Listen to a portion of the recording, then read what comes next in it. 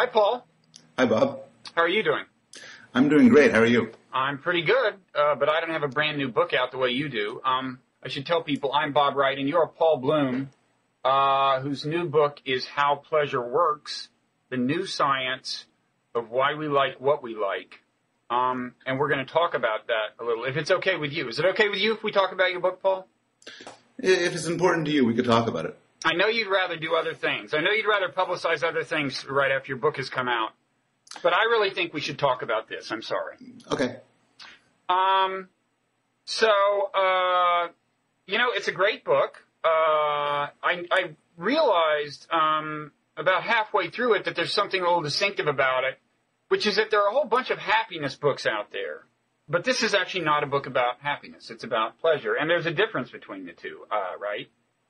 There are a lot of great books about happiness. Dan Gilbert has one. John Haidt has one. There's just a lot of excellent books. And this is not a happiness book. I have nothing against happiness research. I think the study of pleasure is somewhat relevant to happiness, but I think the questions are different. So happiness is typically used to refer to your state of life, and it's influenced by your genes. It's influenced by how much money you make, whether you believe in God, whether you give to charity. I'm more interested in short-term pleasures, the sort of blast of pleasure you get from sex or from food or from looking at a painting or listening to a story. And so, to put it crudely, I'm interested in experiences you could have in 5 minutes or less, while happiness is more of an enduring thing. Okay. And we presume that most people who are happy have at least some pleasure, right?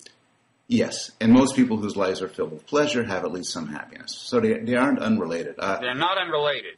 Dan Gilbert has argued, and he and I go back on this, that they're one and the same.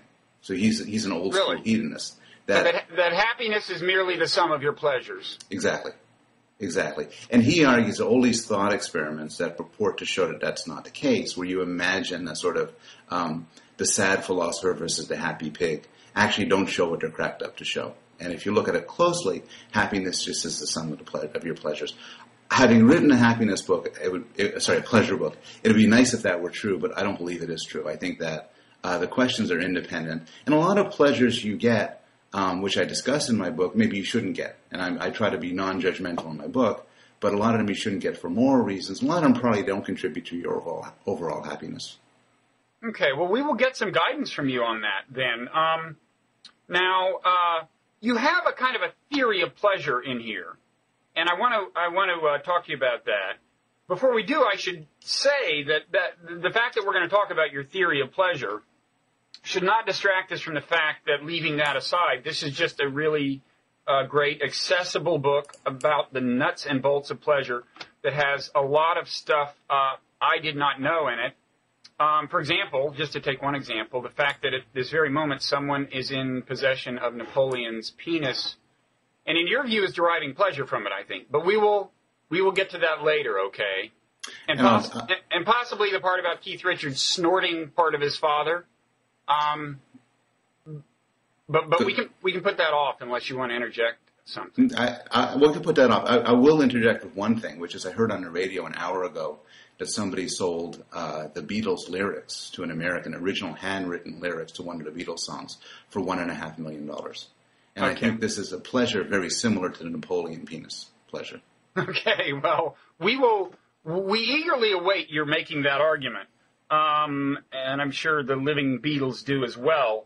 I want to, by way of getting at your view of pleasure, I want to show people the image on the cover of your book. Well, you have to look kind of closely. I think this is a very clever book jacket because it's one of those where if you see the image in the store, it's sufficiently obscure at first that you really have to look more closely. And that is the first thing you want people to do if you've got a book in the store, is look at it a second time. And they have to look at it closely to see that it is a pearl in an oyster, right?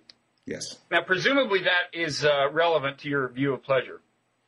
It is. I love the cover when they send it to me. The publisher sent me the cover with an email saying, we all love this. This is terrific. And I panicked because I figured they're trying to bully me into something. Yeah. And I love the cover. Some people see a sexual imagery in the cover. I'm glad you... I'll leave that to others.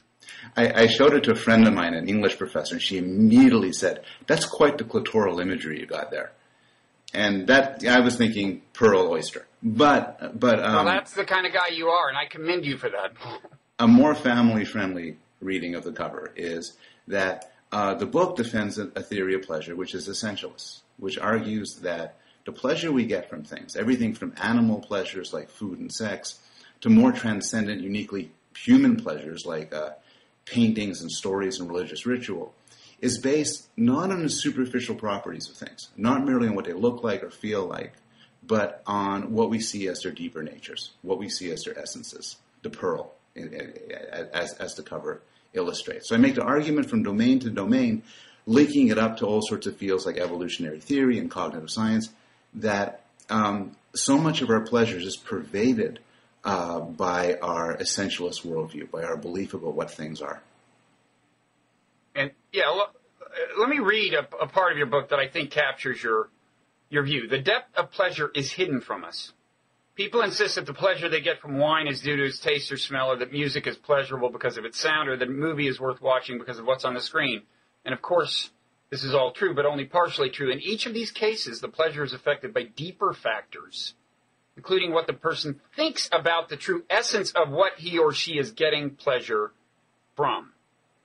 Now, I'm gonna in a way challenge you on this view that what you reveal is the depth of pleasure, because I think you could kind of turn it around the other way and say you reveal the shallowness of pleasure in a certain sense. But first, elaborate on what you mean, maybe in a particular domain, the domain of your choice. You talk about a lot of things, food, sex, and so on. But what's a good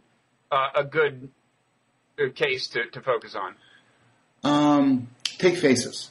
So we look at some faces and we find that they're beautiful. Other faces are ugly. And we react to the faces. Now, what common sense might tell us is that what we're reacting to is how the face looks, its perceptual properties. It's the symmetry of the features, the roundness of the eyes, the color of the skin, the unblemishedness or the wrinkles or whatever. And of course that's true. You could go in a lab and you could adjust, you could make up stimuli, artificial faces, show them to people, and people will respond based on adjusting these features. But I argue in my book that's not all that's going on. A lot of what's going on in how attractive you find a face, either romantically or sexually or whatever, has to do with your belief about whose face it is. So, for instance, if you know somebody, if somebody's familiar to you, simple familiarity, no other contact, the face will look prettier. There's a lot of results suggesting that. If you like the person, it's a very romantic idea, but it's true, their face will look more attractive to you. Mm-hmm. And then you can move from faces to bodies, and then you have sort of issues involving pornography and so on, where critically who you think you're looking at plays a profound role in your sexual arousal. If you think you're looking at a picture, say, from a certain angle of a beautiful celebrity, you might find that amazingly arousing. But if you were to discover that this is actually a picture of your sibling or your mother or something, that'll shut things down, and you'll react very differently. It's who you believe you're looking at that plays a role. Mm-hmm. And there is this weird syndrome you allude to. What is it, Capgras or Capgras syndrome or something, where you become convinced that a person like your mother is actually an imposter? Right. This is one of these rare but fascinating neurological syndromes where people become convinced that the people that they love the most in their lives have been replaced by perfect duplicates. Mm-hmm. And there's different theories of what goes on in there. One of them, defended by Ramachandran and others, is that the mechanism of facial recognition is broken down. So what you have is you have an explicit recognition that says, oh, that person resembles my mother, my girlfriend, my son, whatever. Mm-hmm. But the implicit level where you get a feeling of familiarity shuts down. Mm-hmm. And so you look at the person, they look just like the person you love, but it doesn't feel like you're looking at the person you love. Right. And so one way to reconcile this is that you believe that they're an imposter. And how that gets played out depends on your culture. Now the imposter might be a robot or a CIA agent or an alien. In other times it might be the devil. Mm-hmm. In some cases of Capgras syndrome end up horribly. People have murdered their relatives because they believe that they've been taken over. They aren't the people that they had loved. But I end my chapter on sex with an example from many years ago, recounted by some neuroscientists, of a woman who got Capgras syndrome. And prior to that, She was bored with her boyfriend. He was a sexual dud. He was nothing. And then she looked at this guy who looked exactly like her boyfriend to her once she had Capgras syndrome. But she saw him as a new person and find him a vivacious and exciting lover and fell in love all over again. And this is in some way a neuroscientific version of a play by Isaac Bashevis Singer. And this is a story that Steven Pinker tells to make a similar moral about this guy who's in town, who lives in this town with his wife and is very bored with her. And he goes off on a long trip, gets confused, ends up being turned around, going back into his old town. But he thinks he's in another place where everybody looks the same as where he had left, but they're different people.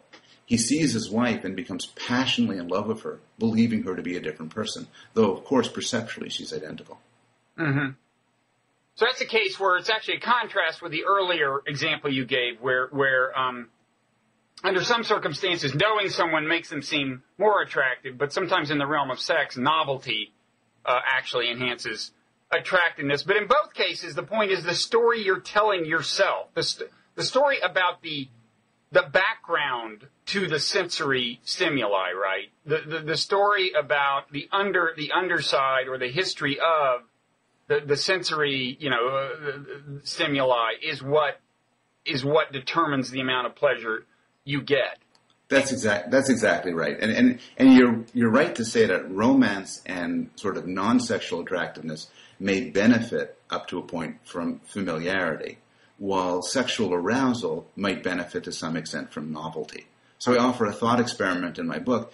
Imagine you have a partner, or your husband or your wife, and then you encounter that person's identical twin.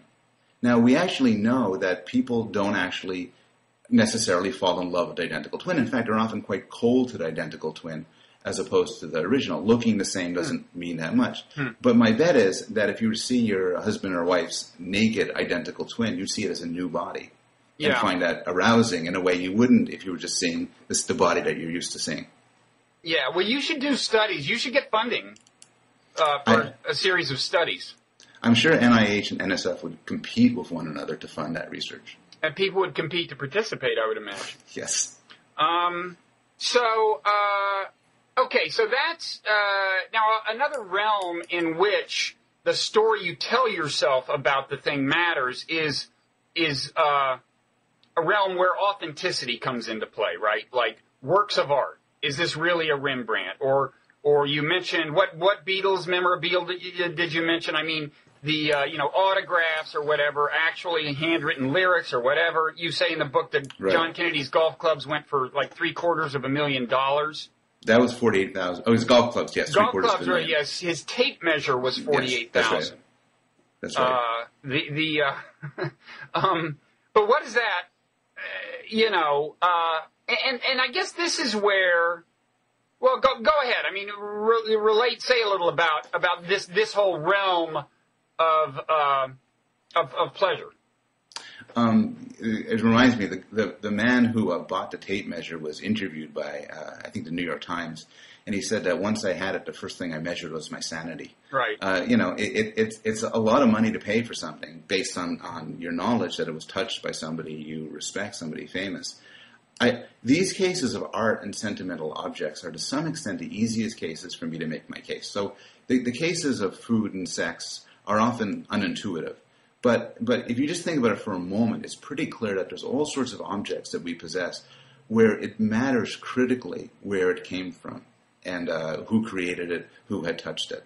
So artwork is the classic case, and this is what I begin the book with. So if it's discovered that a classic painting, a painting which people adore, would pay fortunes for, is a fake, its value plummets. And this is the case even if people admit they can't tell the difference. People want the Vermeer, they want the Picasso, they want the Chagall. They don't want somebody that looks like it. Mm-hmm. They want the original.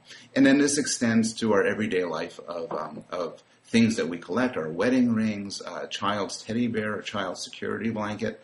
I described some research I did with the psychologist Bruce Hood, where he did this. He invented a duplicating machine. And can I interject and say I forgot in introducing you? I think I forgot to say that you're a psychologist at Yale. Yes. Just in case anyone is not sufficiently impressed by your book and other things you've written. Go ahead. Sorry. So Bruce was a psychologist himself. He developed this machine, which is 2 boxes. And you open up both boxes and you put an apple into one of the boxes. Say, close both boxes. Lights flash, a siren goes off. Then you open both boxes, you have 2 apples. It's a duplicating machine. You can duplicate shoes, you can duplicate all sorts of things. And, of course, we just have a false back where we slide things in, but children are totally fooled by it. Mm-hmm. And we use this to address a question which, we address the questions, what do children like about their teddy bears? What do children like about their security blankets and all these things? And one theory says they like the way they look, they like the way they feel.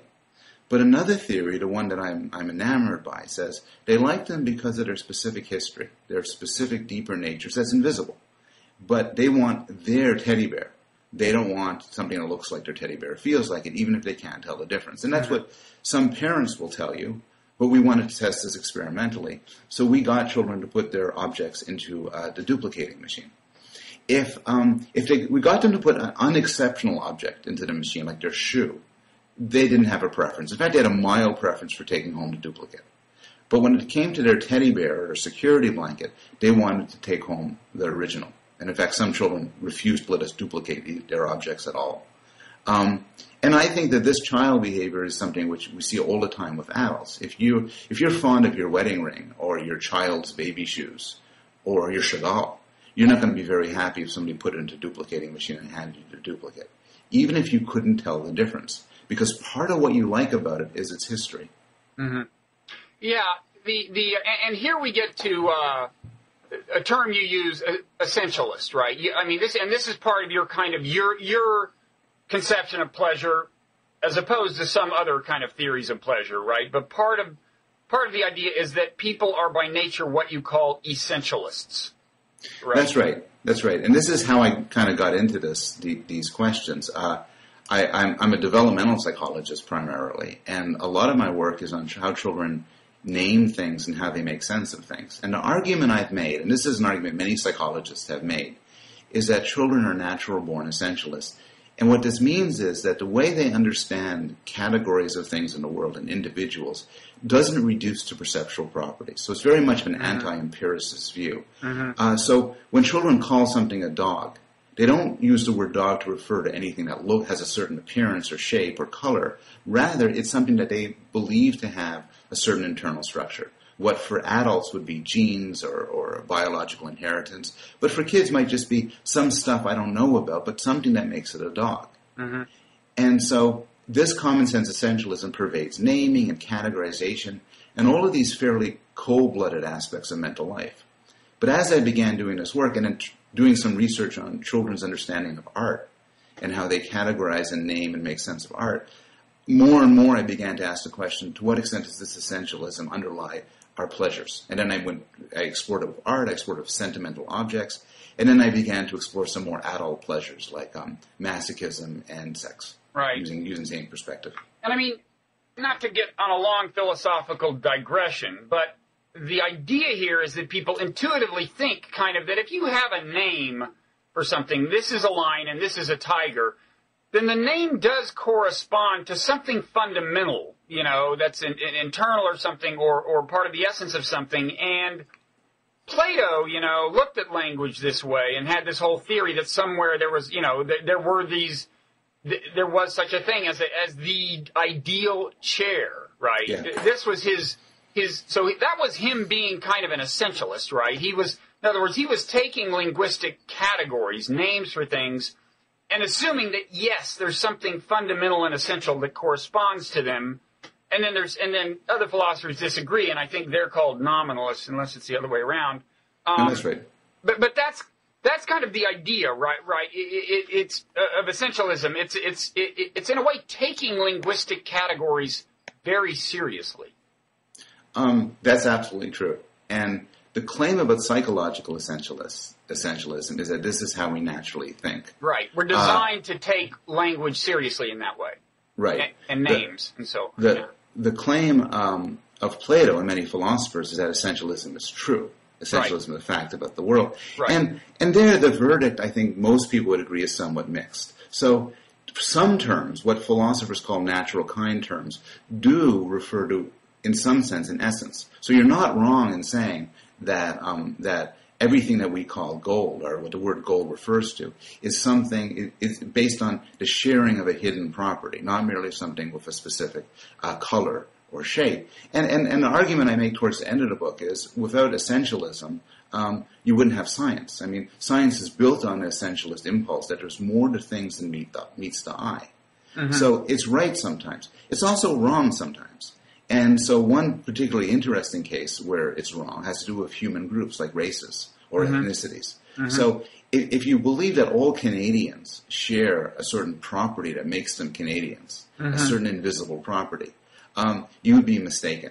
You're not mistaken to say Canadians, there's some generalizations to be made about Canadians, some having to do with kin and nationality, maybe mm-hmm. certain traits, certain statistical properties. But Canadians are not like tigers in that regard. Some categories have should be more essentialized than others. You say this as a Canadian, by the way, we should add. That's right. Or someone of Canadian origin.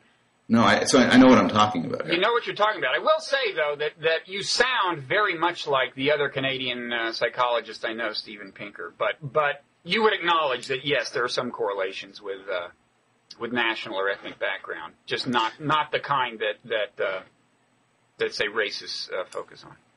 Right. There's some statistical regularities hold true. Some statistical regularities hold true even of those things that we call races, whether you're talking about categorizing like Jews or blacks or whatever. There's some statistical generalizations that can be made for different reasons, including culture and society. Mm. But a hardcore essentialism doesn't hold of these categories. These categories are far more loose and arbitrary than people seem to think they are.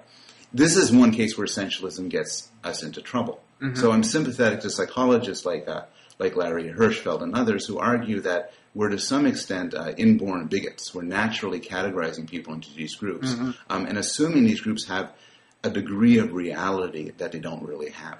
Mm-hmm. Now, there's another kind of way that essentialism, I think, can mislead us. And it gets to this thing I was saying where I think in a way your book points to the superficiality or the absurdity of pleasure in some ways, or some aspects of pleasure. And it's, you spend some time on drinking water, and like Perrier and the whole bottled water craze, and you note that I think the president of Perrier or somebody was challenged to did a blind taste test. They gave him 5 versions of water, only one was Perrier. And he chose, first 3 he chose were wrong. And that's a slightly different kind of mistaken essentialism. In other words, it's true that there is something about Perrier that is different from other waters, something in the chemical composition. It's just that most people, unless you have extraordinary taste, when you think, this is especially good, it's Perrier, that is just your imagination. Right, that's not. In fact, you have a line here somewhere about Perrier. Oh, here's what you say. You say Perrier does taste great if you know it's Perrier. So that's a case where, consistent with your theory, the amount of pleasure we get is informed by our conception of the history of the thing or the internal structure of the thing or something. But the kind of invisible part of the thing, and yet it's in some sense misleading us, right? We're being deluded in some sense, right? Yes and no. Yes, in the sense that if he was to say, look, this Perrier tastes better and anyone could tell, then he's wrong. He's mistaken. He's taking his experience that's based on his understanding of what it is he's drinking and extending it mistakenly to believe everyone else will share it. And that would be mistaken. That's mm-hmm. an illusion. Mm-hmm. On the other hand, it's not clear it's mistaken to get pleasure based on what you know. Mm-hmm. So change the example a bit. Suppose you like your child's artwork, and you like it just because your child did it. Mm-hmm. Now, it's not clear that's a very rational way to think. It's not clear it's a very irrational way to think. Rationality doesn't seem to apply here. Suppose you think your child looks beautiful. And you look at your child's face, and your child looks beautiful. And if you were to see that same face but believed it wasn't your child, it was somebody else, you'd say, eh. But you believe your child is beautiful because it's your child. This is why Francis Ford Coppola cast his daughter in I forget which movie. But anyway. Godfather's 3. Yeah, there you go. Is that right? But there are some subtle gradations here. I mean, you can look at your child's art and go, God, this means a lot to me, and know that it's just because it's your child's art. Or on the other hand, you can see it on the wall of the elementary school next to the other ones and kind of convince yourself that it's better. And in the former case, you're not really being, you're indulging in the essence of the thing and imbibing it, but not being misled by your essentialism. But in the second case, or in the Francis Ford Coppola case, you're being misled by it. Yeah, I agree with that. I think where you're misled by it isn't the pleasure itself. Again, the pleasure is not rational, not irrational. Right. It just is. So there's no such thing as false pleasure in a certain sense, in your view. No, I think there's no such thing as false pleasure. Okay. There's no such thing as irrational pleasure. There's evil pleasure. There's there's inappropriate pleasure. There's pleasure that would destroy your life and life of others. But there's no sense in which the notions of rationality apply to what we like. We just, this is due to contingent facts about evolution and culture. But it's, if you like, if you like eggs and I like toast, it's not clear we're going to have an argument over which one of us is right. Mm-hmm. Where mistakes come in is, in your example, when you believe that your perception is going to be shared by other people, or whether you believe that your perception has a reality that in some way transcends the background conditions under which you formed it. So mm-hmm. An example of that comes from artwork, where I think author Kostler tells the story of somebody who discovered that a painting she had owned and she thought was just a copy was actually done by Picasso. And she then said, I love this. And at this point, there's nothing wrong. She loves it a lot more knowing it's a Picasso. But she would then insist that it was much better. And she saw now that it was much better. Mm-hmm. And that's the mistake you're talking about. Right. Similarly, when these great forgeries by Van Meegeren, mm-hmm. which were purported to be Vermeers, were discovered to actually be fake, a lot of the critics went back and said, I knew it all the time. Now that I'm looking at it, I see that it's ugly and incompetent. Yeah, well, and you open your book with his, is his name pronounced Goring or Gehring? Herman, Nazi guy. I've always pronounced it Gehring. Anyway, I just sorry to interrupt you, but you open your book with the anecdote where he discovers, while he's waiting to be executed, that a Vermeer he owned, I guess, is a fake, and one observer said that he at that moment looked, quote, as if for the first time he had discovered that there was evil in the world. Anyway, sorry to interrupt. Go ahead. Yeah, and I argue like he was not a very sympathetic character. It's an unusual book that starts by asking you to take his perspective. Right. But there he was expressing you would feel the same if you had paid a bundle for something you thought was a Vermeer and then discovered it was painted by some Dutch fraud who did it for all sorts of awful reasons. Yeah. He liked it because of who he thought created it, and there's nothing irrational about that. No. I mean, it is interesting to ask which of the two categories I outlined earlier it falls into. In other words, did he look at it now and think, it's actually not so well done, Yeah. Or maybe a Jackson Pollock would be a better example. Where if you think it's Pollock, you look at it and go, oh, who else could do that? And if you don't, you think, well, yeah, he dripped paint. I could do that. And here's another example along the lines of Pollock. There's a wonderful documentary called My Kid Could Paint That, which talks about this young girl who would paint in the style of Jackson Pollock. And people paid a fortune for her art. And then there was a 60 Minutes 2 special about this where it was implied, though the evidence is unclear, that her father helped her. And then suddenly he couldn't give it away. It caused a huge drop in the value of the art. Right. And there's your distinction. If somebody was to say, look, I really liked it because I liked the idea of this girl doing it. It seemed like such an act of genius. And now that that's not true, I don't like it anymore, that's fine. On the other hand, if suddenly they said, well, the colors don't fit together as well, it's not as creative, then I agree that that's a mistake. Mm-hmm. Okay. So, we promised to get back to Napoleon's penis. and and Keith Richards is snorting. So let me say a word or two about those, and you can tell us what we can learn from those things. Probably different things from the two of them, and you can focus on whichever you want. But apparently you don't elaborate much in the book about who owns Napoleon's penis, but I was kind of shocked to know that somebody would. I don't know how much you know about the circumstances of that, but apparently they consider it a collector's item. And then there's the weird thing about Keith Richards, and of course, Rolling Stones guitarist.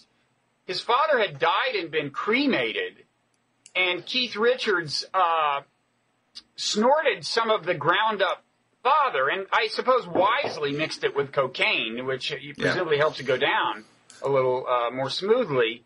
But, well, take it away, Paul. Well, he was. I'll focus on the Keith Richards case because he was asked by a rock magazine what was the oddest thing he ever tried to snort. Which, if you think about it, is an unusual interview question. Yeah. Though maybe not for Keith Richards. I raised that in a discussion of cannibalism because cannibalism is a very interesting case of a somewhat extreme form of essentialism, where the idea is that one of the motivations behind cannibalism, and there are many motivations, but one of the motivations is that you could imbue the properties of somebody by eating them. Mm-hmm. And in fact, I begin the chapter of a famous case in Germany, quite gruesome, of a man who kills and consensually, more or less, kills and eats somebody. I'm sorry, Paul, but can I just read a little of that? Sure. In 2003, Armin, is it Maiwas, or we don't know? Let's say Maiwas. A 42-year-old computer expert went online looking for someone to kill and eat. After several interviews, he chose Bernd Brandes. The two men met one night in Maiwas' farmhouse in a small town in Germany. They talked for a while, and Brandes took several sleeping pills and finished off half a bottle of schnapps. Maiwas then cut off Brandes's... I'm not going to go there. This is a family show. And I'm not going to even talk about what exactly he fried in olive oil. But I will say that then, to continue your narrative, the two men tried to eat it without success. Maiwas read a Star Trek novel, and Brandes, bleeding heavily, lay in a bath. A few hours later, Maiwas killed Brandes by stabbing him in the neck with a kitchen knife, kissing him first. Sorry. Go ahead. So that story was taken from various newspaper reports of the event, which was quite famous in Germany and still being discussed. I actually found that the very subtle point about the Star Trek novel to really make the story. That's what sticks out in my mind, I know. Yeah, it's what I'll always remember. When asked, now there's all sorts of reasons why he did this, and psychologists and psychoanalysts had no shortage of explanations for it, including the idea, which may be true, which is that he lost people he loved, and this was viewed as a clever way to incorporate people into himself. He did say that Brandes spoke excellent English, and after eating him, his English improved correspondingly, which is a sort of very essentialist view. A lot of the reason, if you ask cannibal cultures, if you ask them why they're cannibals, they'll give you different answers. But one answer that comes up is because there's certain properties that are special that I want to have. I want to incorporate into my body. And sometimes the properties could be the courage and bravery of a young warrior. It could be an act of respect for somebody old who died of natural causes. But this is a theme in cannibalism, and I want to suggest that this is a very extreme version of what we have in our everyday lives, even our everyday modern lives. So there's certain examples of this. There's the Catholic sacrament, where you take in the blood and the body of Christ. Mm-hmm. There's the activity, which was actually quite popular among elite liberal Americans, of eating the placenta.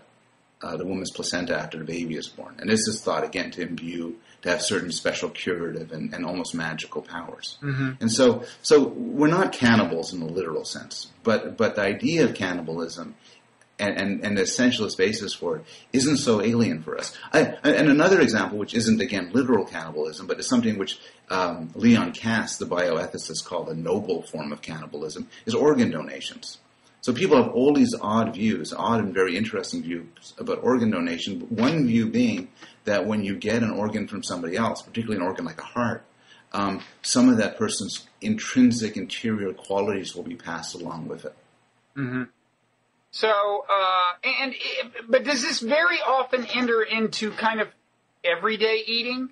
I mean, certainly you would agree that it's capable. People are capable of having pleasure from eating without knowing anything. In other words, if somebody says, "Close your eyes, I want you to taste something," and I know nothing about it, it can taste good or bad. With my having no claim to knowledge about its history or kind of interior. But is it often the case that, that stories about the background of food really has impact? I'm going to only partially agree with what you said, which is, you're right. We have taste buds and noses and mouths for a reason. We have sense organs, and this is very useful. If somebody said, want to have a drink of some exceptionally expensive, wonderful red wine, passed it to you, and it turned out to be mixed with gasoline, you would notice. You wouldn't sit and say, how magnificent. Right. Obviously, and you close your eyes and you taste things. You say, I expected that food to be good, but it's gone bad. I expected that to be cheap wine, but it's magnificent. We have sense organs, and these can influence us. But I think that there's no such thing as a simple pleasure. There's no such thing as a pleasure that's untainted by your beliefs about what you're being pleasured by. So in your food case, if you hand me something and I taste it, part of my knowledge is this is food that somebody I trust is giving to me. It's food. I would taste it differently than if I found it on the floor, or if I paid $1,000 for it. Or take it to painting. It's paintings. It's true that often you could look at a painting and not know who painted it and the circumstances and so on, just appreciate it largely based on what it looks like. But at the same time, it's a painting. You typically know it's a painting in an art museum, but you know it's a painting. It's not a natural occurrence of paint splashed onto the wall. Somebody made it at some time for its display, and that colors things. So I think we always experience something, and I would say this would apply to the simplest of sensations, an orgasm, drinking water when you're thirsty, stretching, anything. It's always under some sort of description. It's always viewed as an instance of some sort of category. There's always an implied narrative. Exactly. But this does often lead, to just, in my mind, to highlight the absurdity of things. And one thing that seems to be going on sometimes, and I mean, this is at least one of the accounts that you entertain, is so-called signaling, right? I mean, in other words, you, at some level, maybe consciously or unconsciously, want to be seen as a person sufficiently sophisticated about wine to like this wine, or to have the latest iPhone, or to drink the right drinking water, or whatever, right? And that is, that's an interesting case, because it's not always clear whether the signaling function is known to the person doing the signaling, right? To what extent they're consciously proud of brandishing the latest iPhone, and to what extent they just really think, God, this is more beautiful than any of the past iPhones were. It's not that people know I've got the latest ones, Yeah, that's... When I present these essentialist claims, I'm always looking out for alternatives. And you're right to say signaling is a very serious alternative. It's a non-essentialist view that can explain some of the data I'm interested in. So my theory of why we might like some funky modern art that doesn't seem traditionally beautiful is because we see in it a certain history, a certain essential background that makes it interesting and important to us. But the signaling theorist says, no. We buy it to show off.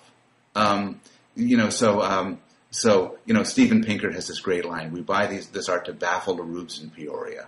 We do it to show we have a lot of money and we could spend it on things that we say to other people, aren't smart enough to appreciate.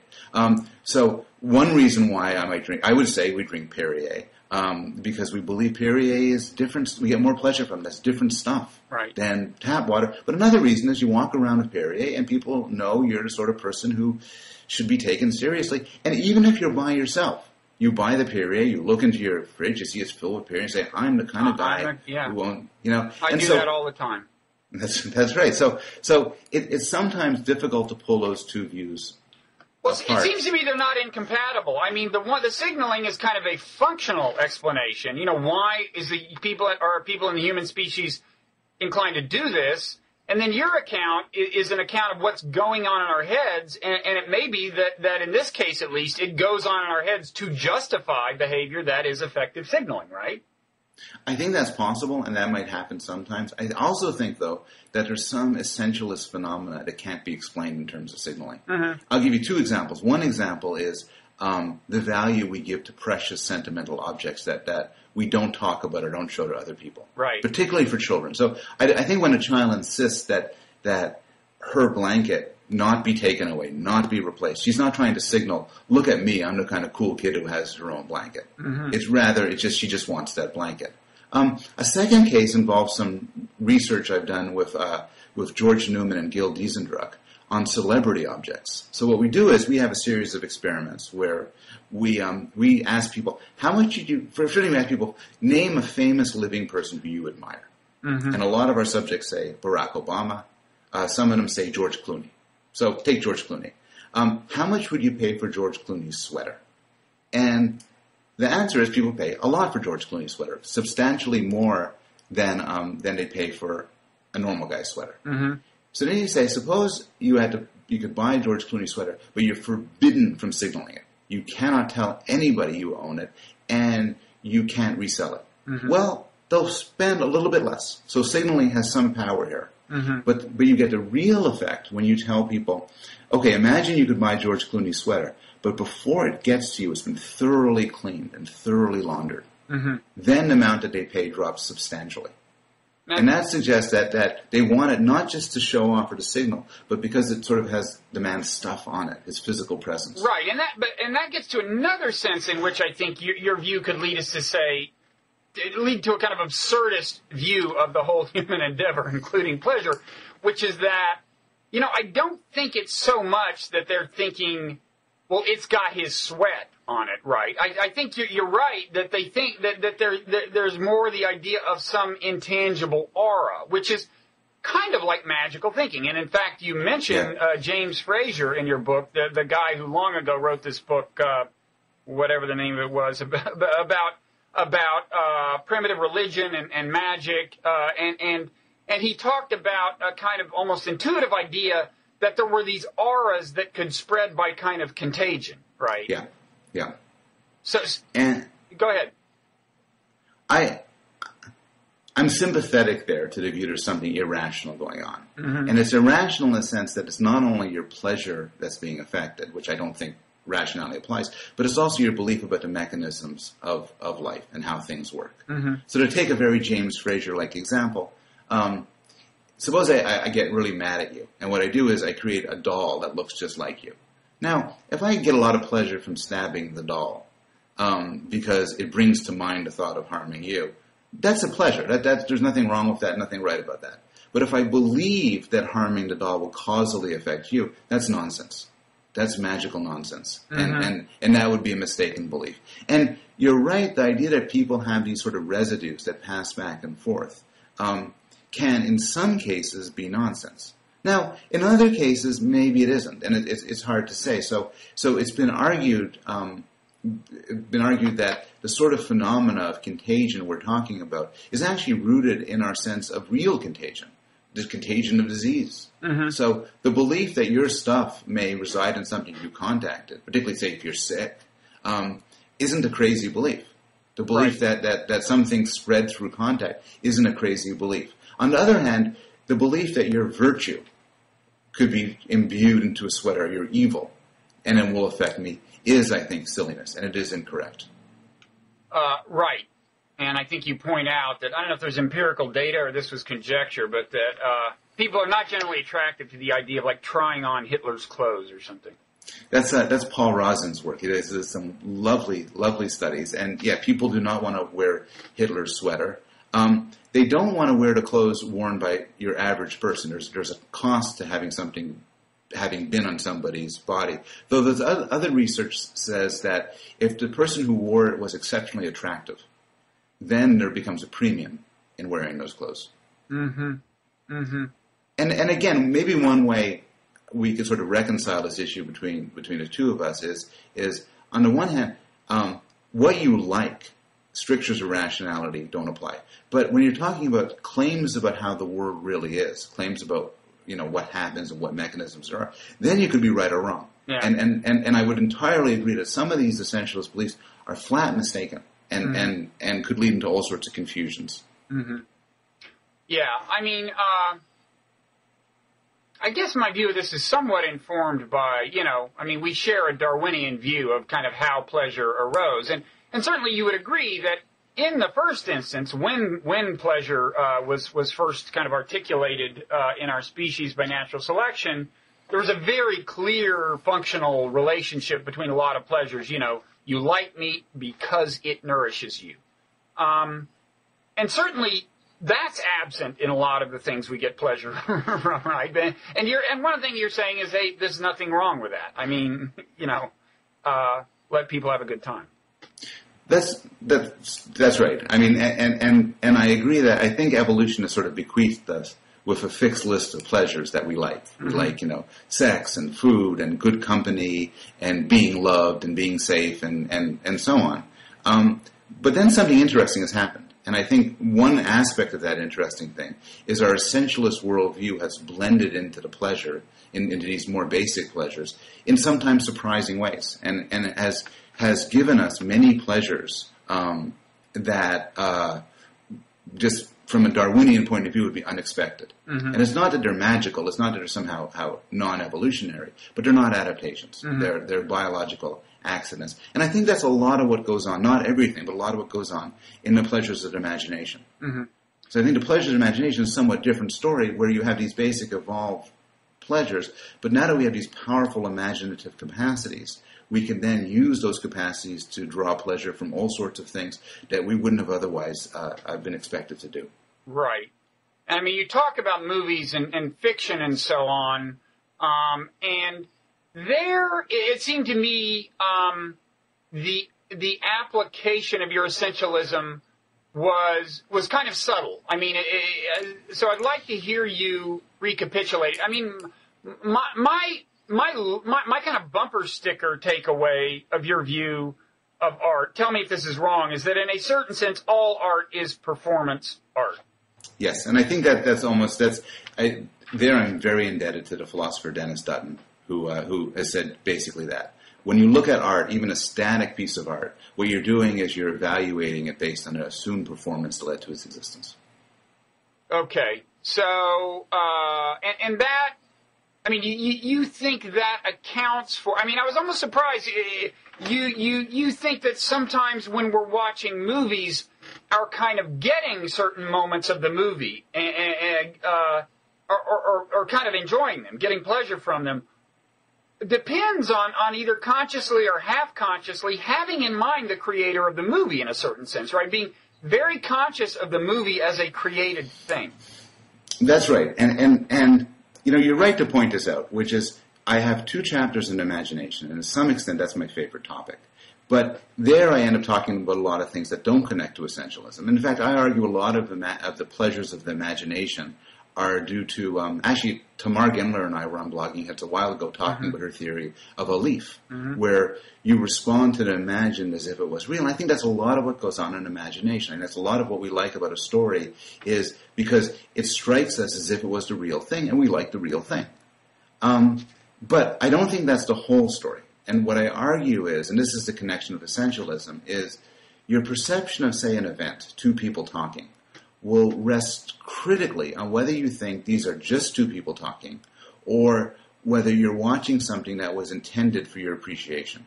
It's almost as if it throws a mental switch. Once you realize that what this isn't reality, but it is the spawn of somebody's imagination, all the rules change. Mm-hmm.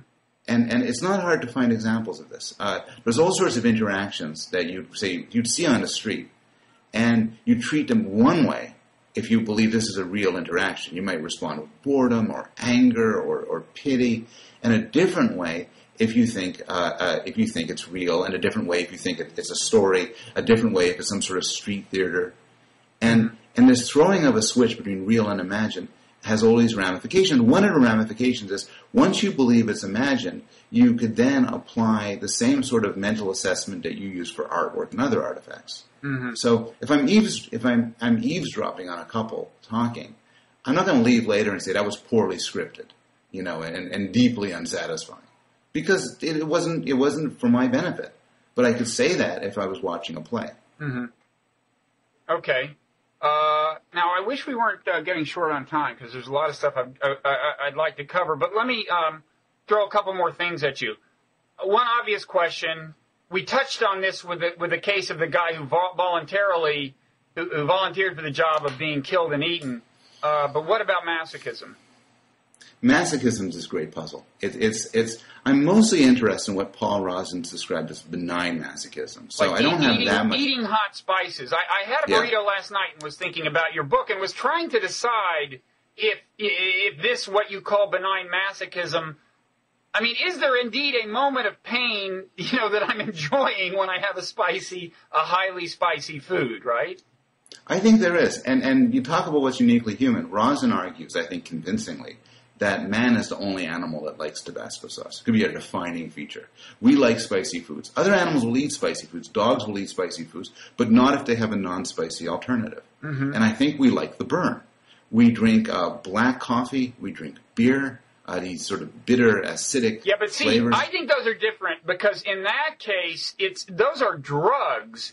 And through Pavlovian conditioning, I think it's Pavlovian and not Skinnerian, you come to like the taste they're associated with. See that? And you could say the same with spices because you like eating the food, which you're doing, but I do think those are slightly different. I mean, there must be people who like spices the first time, where I personally think almost nobody likes coffee the first time. But anyway. No, fair enough. And in fact, one view about coffee is you start off drinking it with milk and sugar, right, typically. And then, and if you drink it black, you're doing it to impress somebody or for some other reason. Right. So, fair enough. And this Pavlovian theory has some, I think, merit to it. So there's a sort of pseudo-Pavlovian theory about the pleasure of really hot baths, which is it's painful when you get in, but then there's a pleasure when it gets to be the perfect temperature. Mm-hmm. And soon the initial pain is associated with later pleasure, and then soon it's enjoyable. I think there's certain masochistic pleasures that cannot be explained in that sort of way. I think we often seek out low-level pain that doesn't come with an accompanying reward. If you have a sprained ankle, you might put a bit of pressure on it. If you have a sore tooth, you might prod it with your tongue. I have a theory about that, too, but go ahead. No, go ahead. You go ahead. Oh, it's just that I would imagine that there's functional value in it has to do with the recovery process in kind of pushing, you want to maintain the flexibility of an ankle as it heals, right? Yeah. So natural selection would want you to kind of just move it as within bounds and just get to the edge of pain, and that's far enough. Well, I'll give you two examples that can't be captured with that, physical examples. One answer is if you ever have access to a shock machine, and some psychologists have them in their labs for different experiments of this sort, which give off painful electric shocks. Yeah. You ask people, do you want to be shocked? Yeah. And they'll almost always say, yeah. Jonathan Haidt, who studies disgust, and has a wonderful disgust experience. And disgust is a simple aversive emotion. There's nothing good about disgust. Says, if you ever ask somebody, do you want to see something disgusting? They'll say, yeah. and so I don't think the ankle tooth theory works as well for that. And then you get to the sort of masochistic pleasures of the imagination. Why do we like horror movies, and why do we like tragedies? And these are grand philosophical questions. Right. And the story I tell, which actually isn't so far from what you were saying before, is that it's a form of practice. It's a form of play, of safe practice. Right. Where what you do is you want to explore worst-case scenarios under controlled circumstances. So go back to the sprained ankle. You want to know what kind of flexibility you have. You want to know what you can do. And you could just see what the world has to throw at you. But probably a better way is to move it around yourself. Mm-hmm. Fighting, it's really good to know how to fight. If you're a young animal, there's always going to be some scrap you're going to get into. Mm-hmm. But the best way to practice fighting isn't to fight because you get really injured, you get killed. It's to play fight. And so the evolution of play fighting is like an extremely clever Darwinian solution to how do you get animals to get good at fighting without fighting. Then you get to the imagination. How do you get animals to get good at dealing with bad things in life without experiencing bad things in life? And one answer is construct the animals to take pleasure of experiencing bad things in imagination.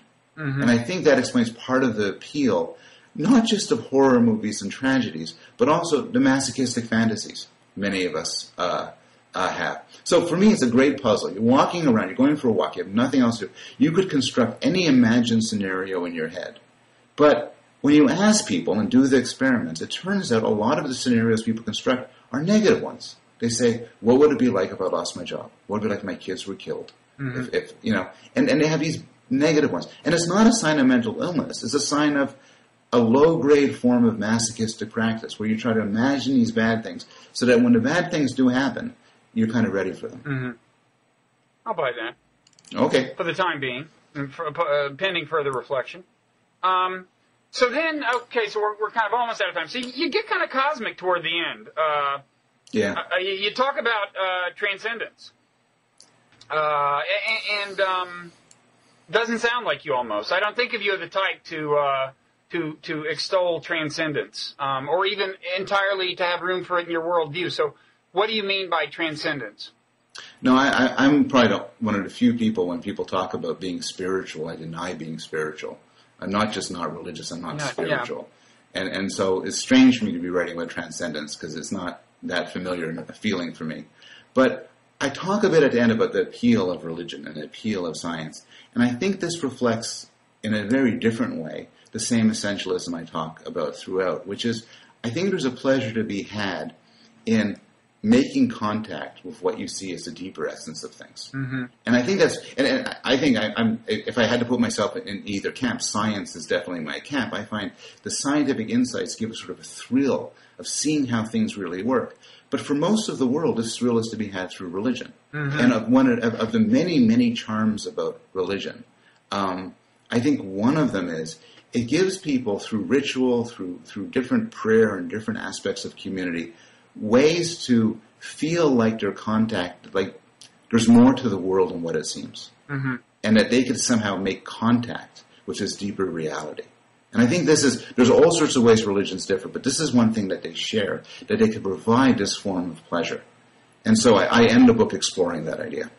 And I think you say that has something in common with the mindset that permits science to happen, right? I mean, you make kind of a comparison between, on the one hand, believing in communion that the wine you're drinking actually is the blood of Christ. It has this invisible characteristic, and on the other hand, a scientist being able to look at a rock and think actually subatomic particles and fields and whatever.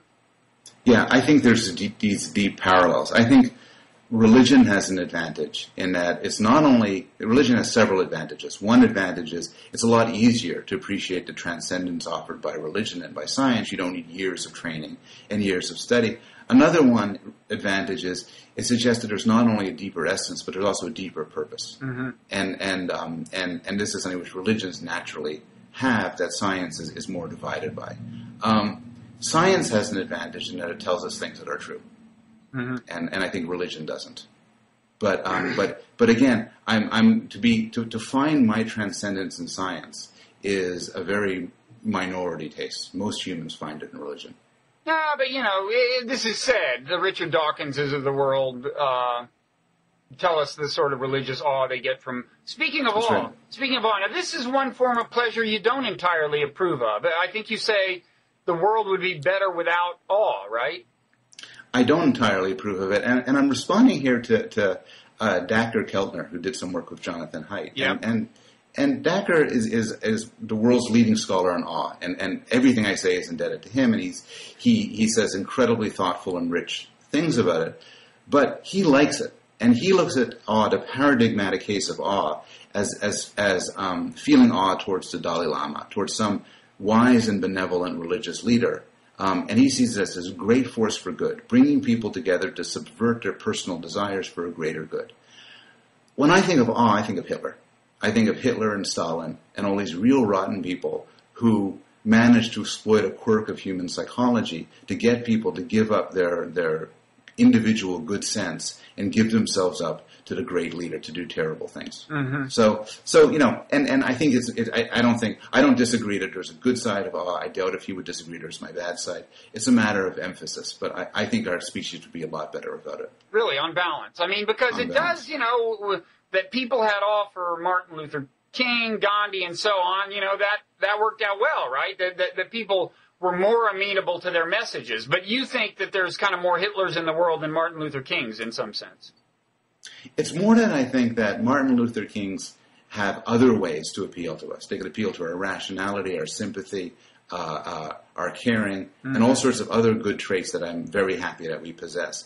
The Hitlers have less, but the Hitlers really can push the awe button. They could push the button which makes us fall to our knees and agree to do what they say. Okay, and so I think without awe, a lot of goodness would remain, a lot of evil would go. And what about what is kind of the flip side of awe in a certain sense, which is, I think, the idea of evil, as something that almost somebody exudes, or certainly once you start thinking of a person as evil, it really changes your behavior to them. Now, on the one hand, I think we'd agree that the world would have been better off if more people had thought of Hitler as evil earlier than some of them did. But on the other hand, I actually think that, not to let my politics intrude, but that before the Iraq War, people who wanted to fight the war went to great pains to identify Saddam Hussein as evil precisely because it short-circuited our actual thought processes about the wisdom of invading the country. So, first of all, do you agree that evil is kind of almost the opposite of awe, or the flip side? And secondly, do you think on balance the world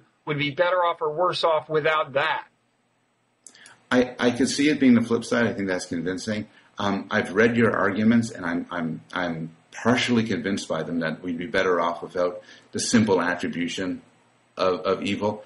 I'm not entirely convinced. I think saying such and so is evil mobilizes people in a very powerful way. Right. And sometimes, and so there's a calculus. Right. Here. But so does awe. That's the sense of it's the exact yes. flip side. And ultimately the question is, for both of them, are they more often deployed for good or evil, which is kind of an empirical question. It's an empirical question.